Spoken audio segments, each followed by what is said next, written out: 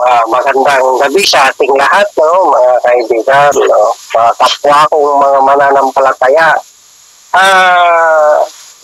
Isang napakagandang topic natin ngayon. Alam natin na sa mundong ito ay mayroong iba't ibang mga paniniwala ang tao. No? At sa pananampalatayang Kristyanismo pa lamang, alam natin napakarami na ito kung Christianity lamang. Pero maliban sa Christianity, ay may mga malalaki pang mga pananampalataya na nag-exist, lumitaw, at nauna, malayong nauna pa ay Kristo. Subalit, kahit sinasabi natin na tayo ay mga Kristiyano, mayroon ding mga lumitaw na mga malalaking relihiyon na mas nauna naman si Kristo. Ibig sabihin, ano ba talaga? No? Magiging puzzle natin ngayon ito na ano ba talagang layunin ng relihiyon sa mundo? Dumating ba sila para magkompetisyon? Para guluhin lang ang tao? O may kanya-kanya lang silang pananaw na hindi naman talaga totoo. So, ang tawag natin dito, papakita ko sa inyo yung larawan na isang aral na kung saan tinatawag natin itong progressive revelation. Nakikita niyo yan, mga bro, no? Excuse bro, pakimute mo na bro. Nag-live po si Nihel.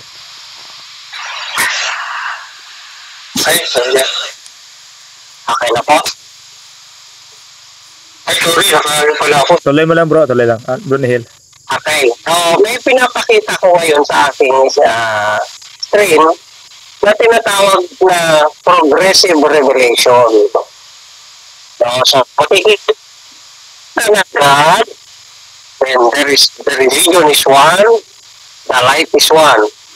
At dito sa ibaba, makikita natin, ito yung tinasabi ko ng mga pinakamalalaking mga religion na nag-exist sa atin sa mundo. So, ito, ang pinakamatandang relihiyon na naitala sa kasaysayan natin ay yung tinatawag na sabihan.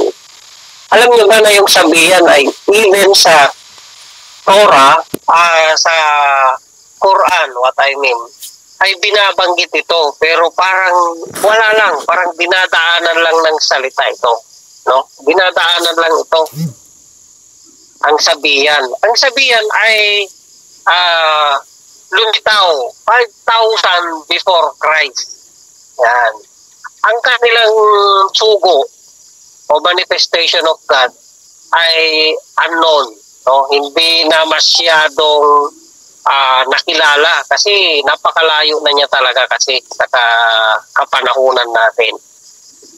Pero ang pinakakompleto na nagsimulang pananampalataya na kompleto at pinakamatanda na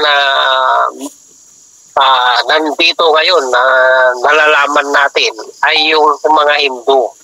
So, alam natin na itong mga Hindu, ang kinikilala nilang propeta ay si Krishna. No? Ayan ay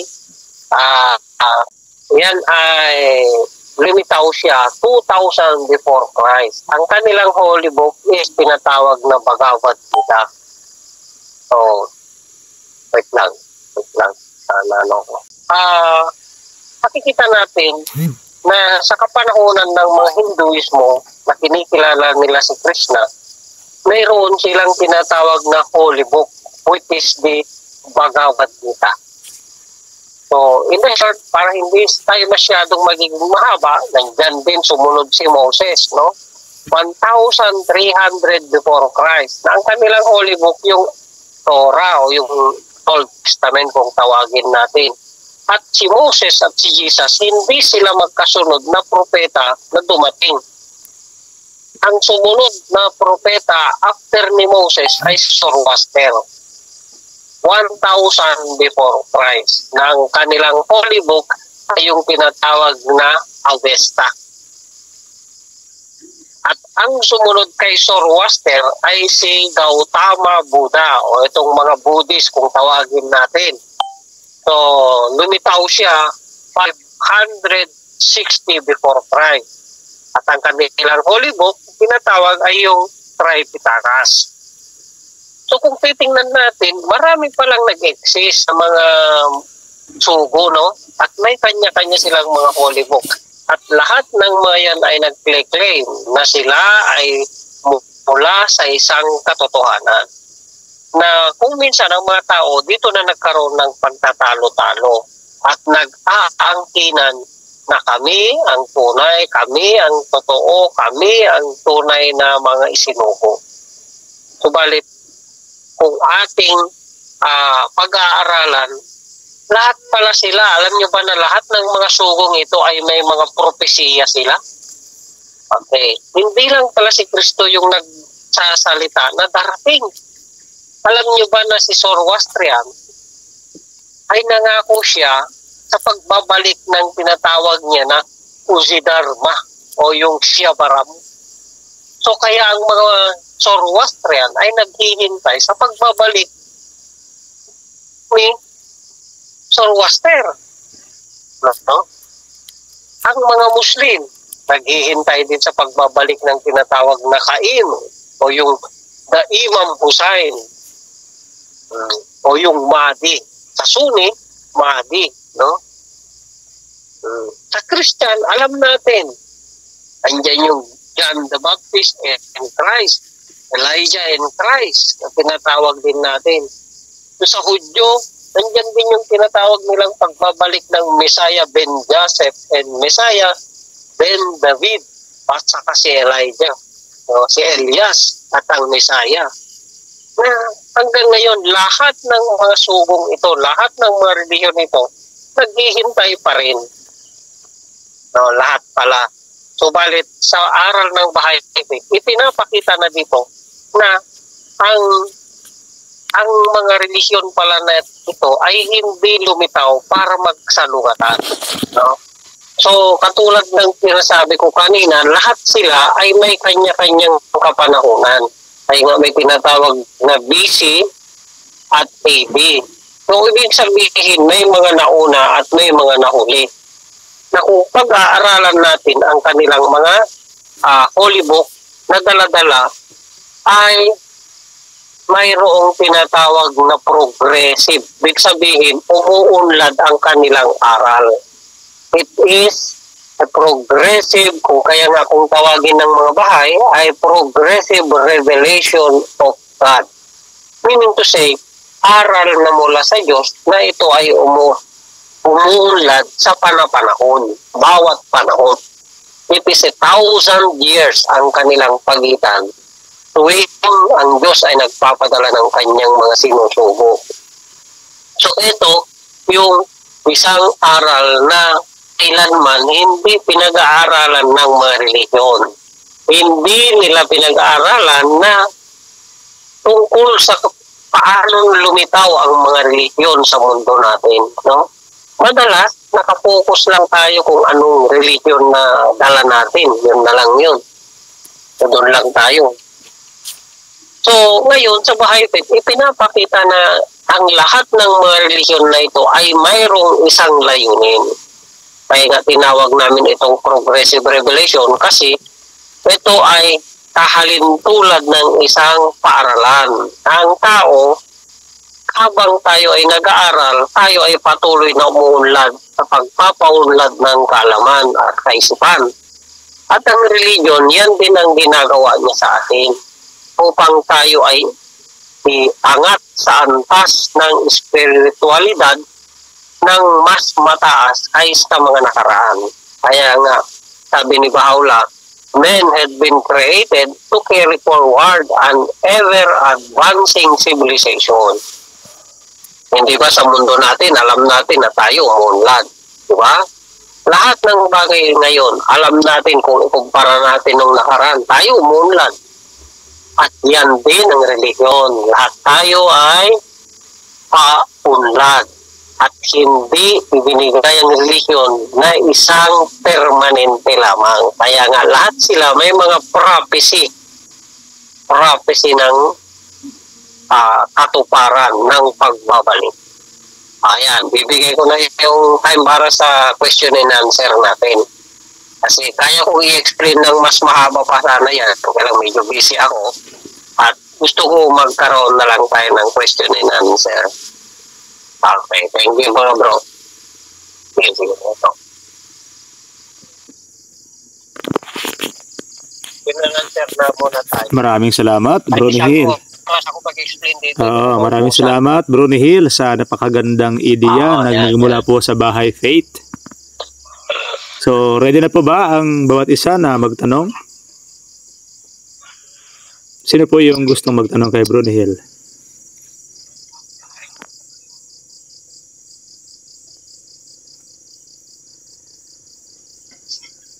Bro, magtanong muna. Bro ka muna, Abu Joselito. Anong nationality ni Baul? Arabo siya bro. Arabic. Persiano siya. Actually, Persiano. Kasi Iran. Yung tatay nila yan? Si Baula. Mirza Busor, ang alam niya, isa siyang right hand ng hari ng Persia, Iran noon nung nabubuhay siya. So, ang hari na yan ay si Nasiruddin Shah na hari. So, pwede niyong i-google yan na kung totoong may hari, sino ba ito? Siya ay naging right hand. Ibig sabihin parang hindi yung right hand the warrior advisor, parang gano'n. So ang isa ng Bahula, lahat ng religion, pinagsasama-sama, yun ang niya, target, di ba? Tama ba yun? Hindi naman pinagsasama.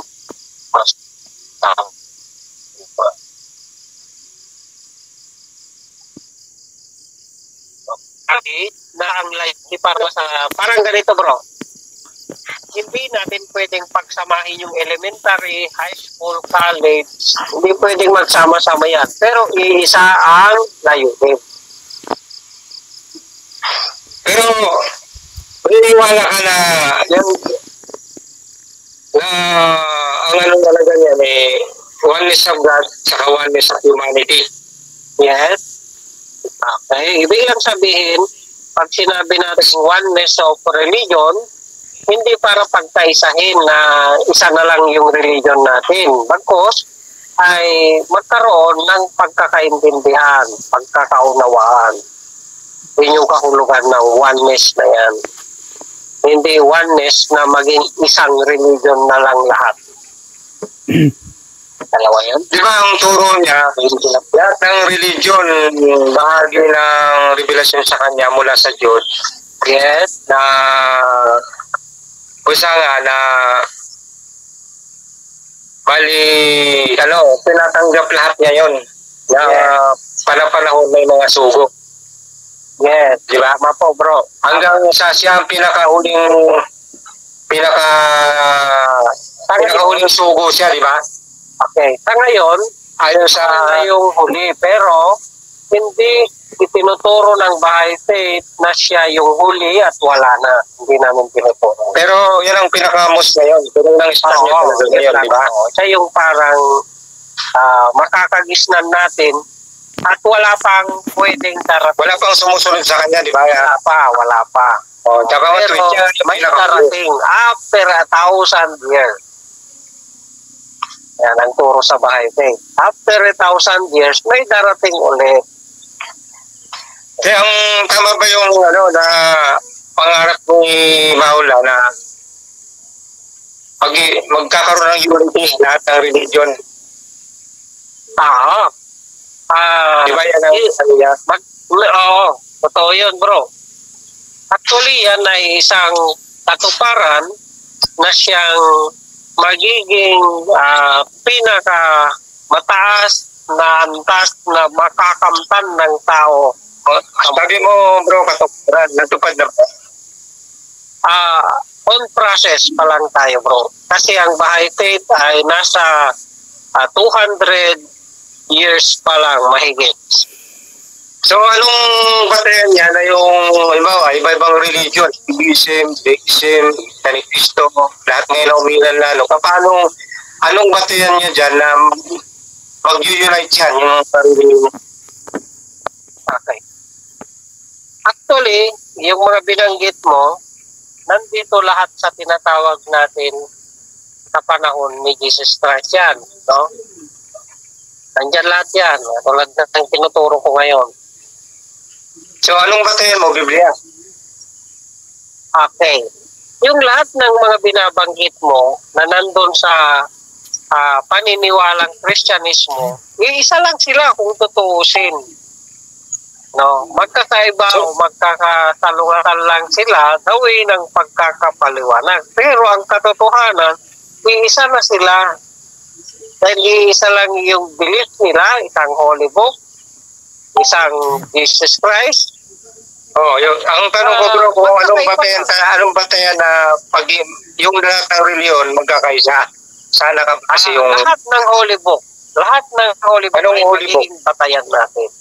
Lahat. Anong Holy Book? Holy Book, lahat ng mga sugong ito.